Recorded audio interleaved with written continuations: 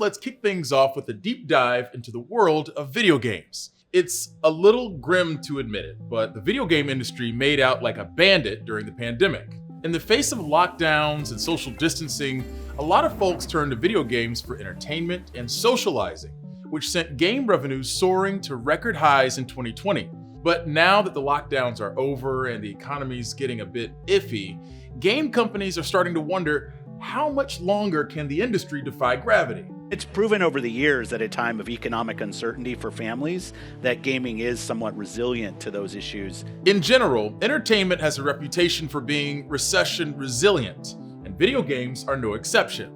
Optimists point to the sector's solid performance during the 2008 economic crisis as proof that even in hard times, people will still spend money on games. But growth rates and revenue charts don't tell the whole story. The game industry is facing plenty of economic headwinds, which could drag down its potential this year and could put an end to a years-long period of growth for the business of video games. One major problem is production issues. The hangover effects of pandemic-era work disruptions are still rippling through some game studios, leading some companies to delay releasing their games. Constellation Starship Frontier, we have you on scanners. Long-awaited titles like Bethesda's Starfield and Nintendo's Legend of Zelda have been pushed into 2023, which means they won't be driving sales during the coming holiday season. どうか今しばらくお待ちいただければと思います。 These aren't just software issues either. Supply chain issues have made it tougher to get the next generation of gaming consoles out to consumers.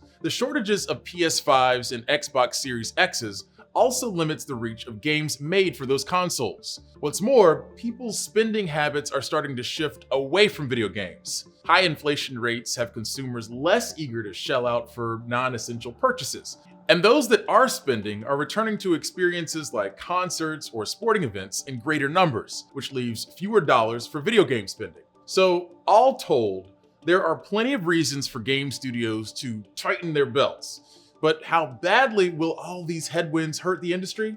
Well, it's hard to say for sure. For one thing, games aren't bought and sold in the same ways anymore. Subscriptions, free-to-play games, and perpetually updating live service games give customers plenty of new ways to spend money on video games. So even if you don't want to blow $70 on a new game, you might be okay with spending $5 for a new Fortnite skin. It's tough to know exactly how those models will respond to rising inflation. Maybe customers will be more willing to shell out for smaller micro purchases rather than buy more expensive forms of entertainment. Or maybe the big spenders on those games will cut back their gaming budgets to save money. The gaming industry's future has also become increasingly caught up in the behavior of the larger tech sector. Gaming is how a lot of people are going to step into the metaverse for the first time. Meta's increasingly shaky investments in the metaverse, Apple's decision to clamp down on ad tracking on its platform, and Google's shuttering of their cloud gaming platform Stadia all have different effects on video game companies. But despite the economic turbulence, the overall outlook for the gaming industry is still pretty rosy. Even before the pandemic, video games have been reaching more people in more ways year after year. It'll take more than some economic uncertainty to take that momentum down a level.